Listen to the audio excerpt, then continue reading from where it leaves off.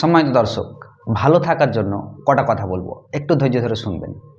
আপনাকে প্রথমে যেটা ভাবতে হবে সেটা হচ্ছে সব কিছুই আপনার নিয়ন্ত্রণে না, কিছু কিছু জিনিস আপনার নিয়ন্ত্রণের বাইরে।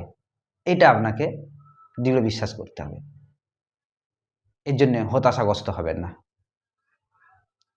পরে যেটা বলবো সেটা হচ্ছে সব কিছুই একদিনে হবে না, কিন্তু আপনাকে ভাবতে হবে একদিন ঠিক হবেই।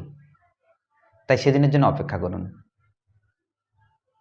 কোনো কিছুর জন্য দুশ্চিন্তায় ভুগবেন না, কারণ দুশ্চিন্তা সমস্যা বাড়িয়ে দেয়, সমস্যা কমায় না। তাই মাঝে মাঝে হাসুন।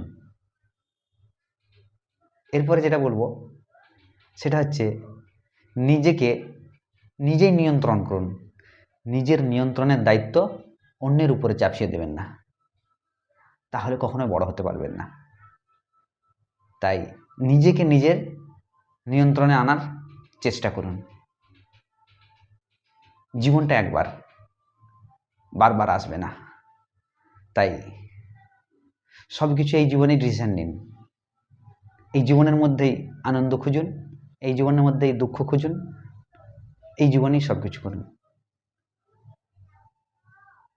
আর আপনি যেটা ভাববেন, যেটা করতে চাইবেন, আজ না হয় কাল ঠিক সেটা বাস্তবায়িত হবে। শুধুমাত্র ধৈর্য ধরুন আর স্ট্রাগল করুন। ভালো থাকবেন, সুস্থ থাকবেন। স্বাস্থ্যের ঠিকানার পক্ষ থেকে আমি শেখ আব্দুর রহিম আপনাদের সঙ্গে।